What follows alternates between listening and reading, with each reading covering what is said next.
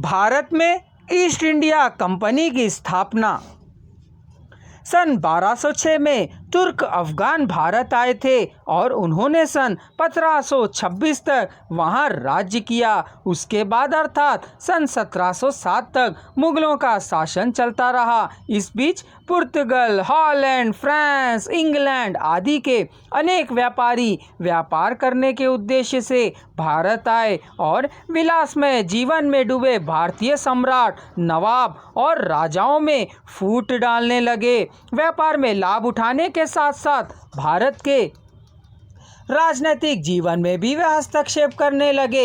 इस उद्देश्य से ही छोटी मोटी कंपनियों को एक करके 31 दिसंबर 1600 ईस्वी में ईस्ट इंडिया कंपनी की स्थापना की गई। वस्तुतः इसका उद्भव आर्थिक एवं राजकीय अधिकारों को पाने के लिए ही किया गया था। यहाँ तक कि अपने अधिकारों की सुरक्षा के लिए वे लोग भी बैंक ऑफ इंग्लैंड के समान सरकार को रिश्वत देने लगे।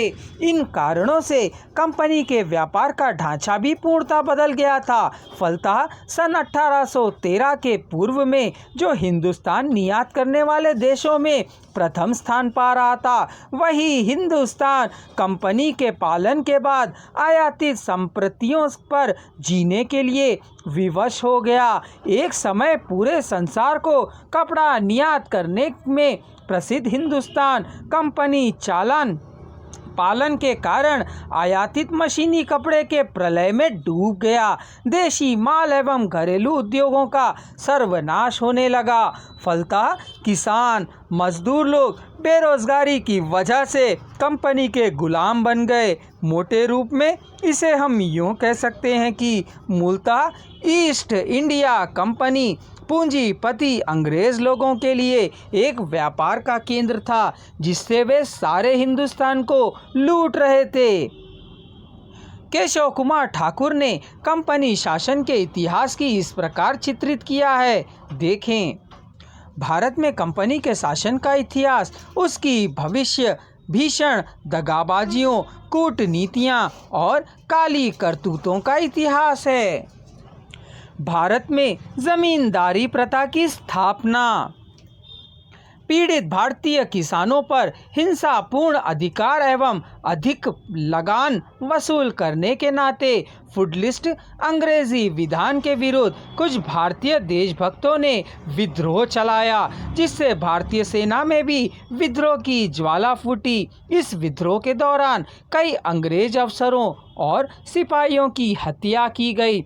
फलतः सन 1857 के इस विद्रोह के बाद भारत में जमींदारी प्रथा अमल में लाई गई। उसका उद्देश्य था भारत के किसानों को अंग्रेजी सरकार तथा उसके प्रतिनिधियों के गुलाम बनाना। निरंकुश जमींदार और तहसीलदार जमीन पर अपना पूर्ण अधिकार रखते थे और लगान वसूल करने के लिए कुछ मालगुजारों को नियुक्त करते थे। आगे चलकर वे भी भूमि के स्वामी बन गए। भारतीय ग्रामीण व्यवस्था में जो सामूहिक भावना था वह धीरे धीरे लुप्त होने लगी और वह जमींदारों तक ही सीमित होने लगी। इस प्रकार केवल एक बहुत बड़ा आर्थिक परिवर्तन ही नहीं हुआ, किंतु ग्राम्य समाज की परंपरा, सहयोग और सहयोगपूर्ण भावना भी लुप्त हो गई। जब क्रय विक्रय का माध्यम धन नहीं था तो लोग अनाज के रूप में ही लगान चुकाते थे और वे अपनी आवश्यक चीज़ों को अपने पास उपलब्ध चीज़ों को देकर ले लिया करते थे।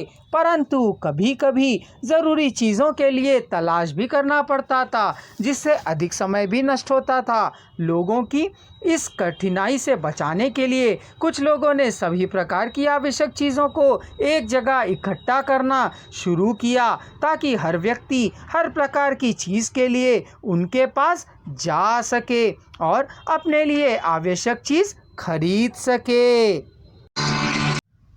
इस विषय पर और अधिक जानकारी के लिए हमारे अगले वीडियो को अवश्य देखें या कमेंट बॉक्स में दिए जा रहे लिंक को क्लिक कर एक ही स्वर में सुनें।